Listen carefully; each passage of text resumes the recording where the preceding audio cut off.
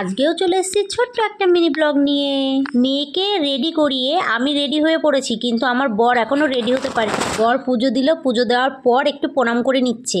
এই দেখো আমার মেয়েও রেডি। মেয়েকে এই সোয়েটারটা পরিয়েছি কারণ বাইকে নিয়ে যাব, তাই সোয়েটারটা ওখানে গিয়ে খুলে দেবো। তোমাদের সাথে কথা বলতে বলতে দেখো মাদ্রাসাতে পৌঁছে গেছি। আমরা দুজনে একটু ভিডিও করছি। এই ভিডিওগুলো তোমরা শর্ট ভিডিওতে দেখতে পাবে।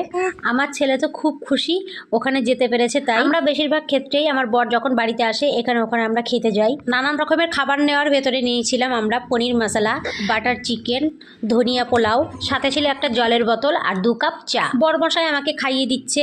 জুতো মেরে গরুদান করে, মাঝে মাঝে আমার সাথে জুতো মারার মতন ব্যবহার করে, মাঝে মাঝে আবার গরুদান করার মতন ব্যবহার করে। ওকেও আমি একটু খাইয়ে দিলাম, ক্যামেরাটা ধরার লোক ছিল না। তারপর আমার ধনিয়া পোলাও চলে এসছে, তার সাথে ছিল চিকেন। আর এই দেখো বাইরে একটু চলে এসেছি। আমার মেয়ে প্রচণ্ড কান্নাকাটি করছিল। চা খাওয়ার আগে আমি একটু বাইরে এসেছি, বাইরে এসে মেয়েকে খাইয়ে গেলাম। আর এই দেখো লাস্ট আমরা বসে বসে চা খেলাম। টাটা।